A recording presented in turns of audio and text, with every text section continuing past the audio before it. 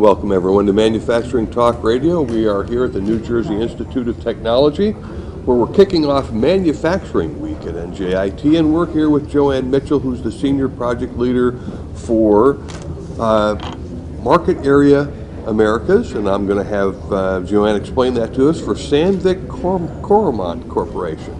JoAnn, welcome to the show. Good morning. It's nice to be here. So explain to me Market Area Americas. Market Area Americas is just what it sounds like, everything from Canada down to the Tierra del Fuego.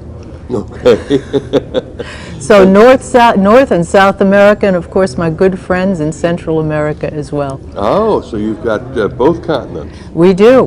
Great. And what are the projects that you're managing?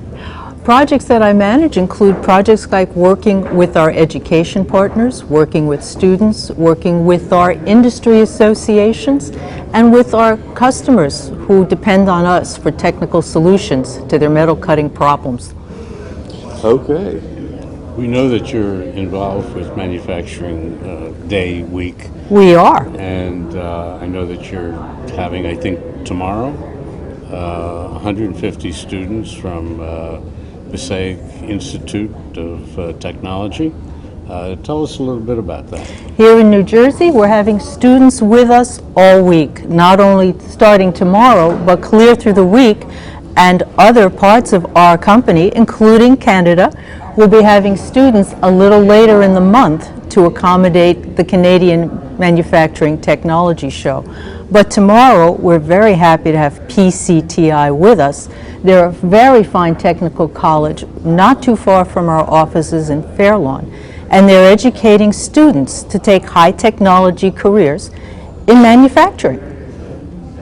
A little plug for Manufacturing Talk Radio. We too are taking 15 students from Passaic Institute of Technology on Friday to the NJMEP event, and also doing a company tour of a company by the name of Oxford Instruments in Carteret, and we're looking forward to participating in this as well. It'll be a great week for everybody, and certainly a wonderful day on Manufacturing Day.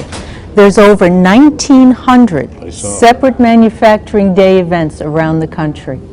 Broke last year's record. It did indeed, and I'm very proud to say that Sandvik Coromant is hosting 15 of them in our facilities around the country and in Canada. That's wonderful. So JoAnn, you have been living with the skills gap, as it's been called, at Sandvik. Is it as difficult to find people as we hear it is? It is very challenging. There are very good people out there, there just aren't enough of them. And all of us in high technology manufacturing are looking for the same people. We can use a lot more. There are great jobs here, great careers for people who have the right skills. And those skills can be obtained here in school at a fine place like NJIT.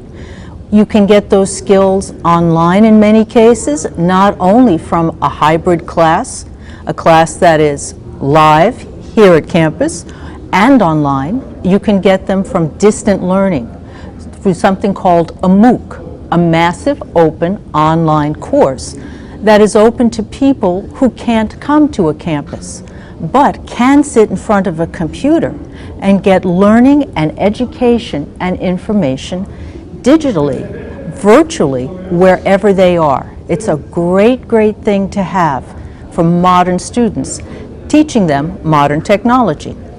What about the unemployed worker who lost his job, technology changed, company's gone out of business? How can they get involved in this?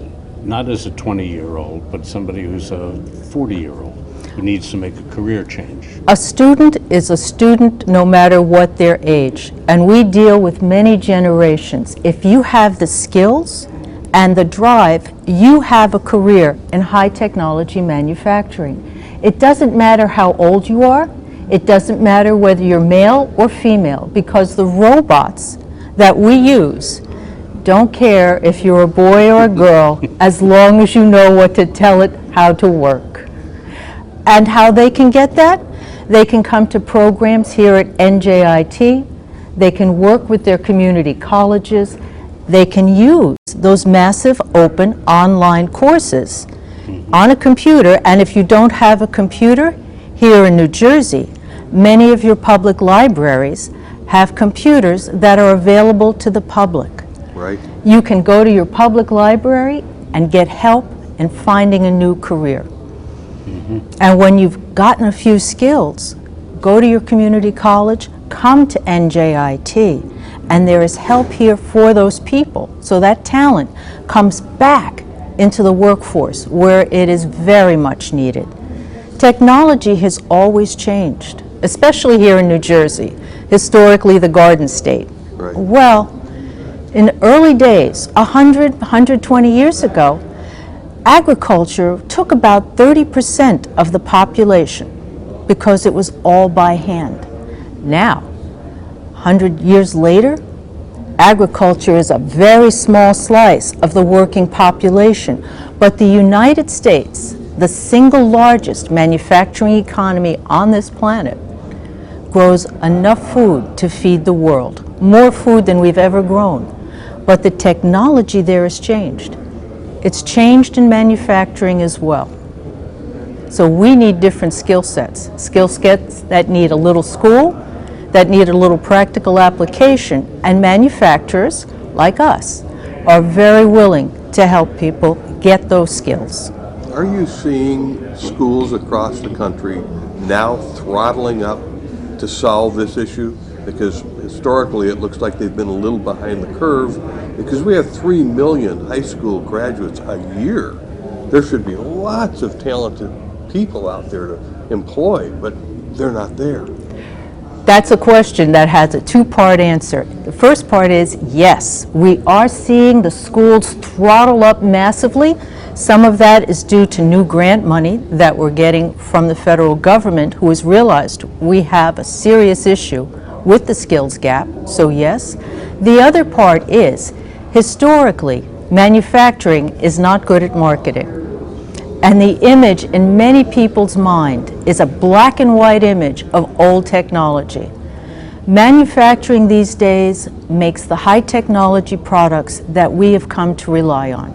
Your smartphones, your video equipment, your radio equipment, parts to make people whole, whether it's a prosthetic elbow or an airplane part.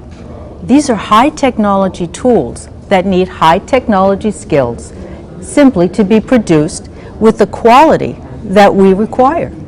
So those 3 million high school students every year may be going for other education or other jobs and not considering that manufacturing is a great place for careers. And not only in direct production, we are designing and building parts, but manufacturing companies need all the skills that any other company needs. We need marketing, we need HR people, we need salespeople, we need financial people, we need everybody. And we have room for all of them. You and I last week was in Minneapolis, Minnesota at Women in Manufacturing Summit, WIM, and we saw 500-600 very bright, dedicated women, and that seems to be an area that is a huge potential pool for women in manufacturing, and I gather that you were there, and so why don't you give us a little insight into your feelings about women in manufacturing? You are absolutely correct. There is a great pool of untapped talent in women, and I want to say to all the women out there, jump into that pool, the water is fine. You have the skills, you have the talent, and you have the ability to be successful in manufacturing. If you don't have the skills, those massive online courses are open to you as well. And the education we have here at fine institutions like NJIT, our community colleges, are also open to you. A machine tool, the tool that actually cuts apart, or an additive machine that builds a part a layer at a time, does not care whether you're a man or a woman. It only cares that you know how to work with it.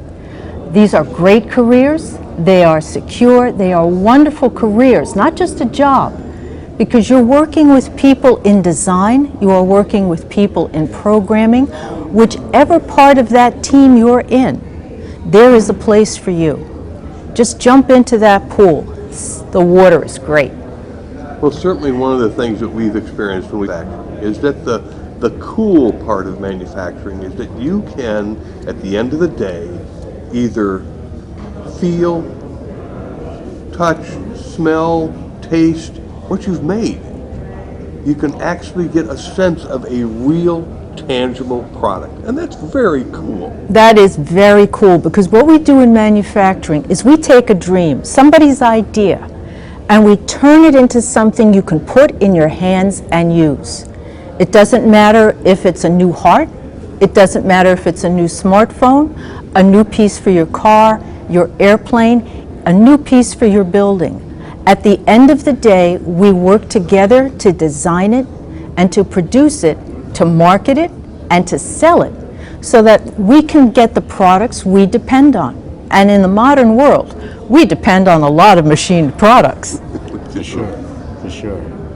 Well, thank you very much, JoAnn. Thank you. Appreciate you sitting down with us and talking about it. Wish you luck with the rest of the week and Thank you. and your tours and the students that you're going to be taking around the state.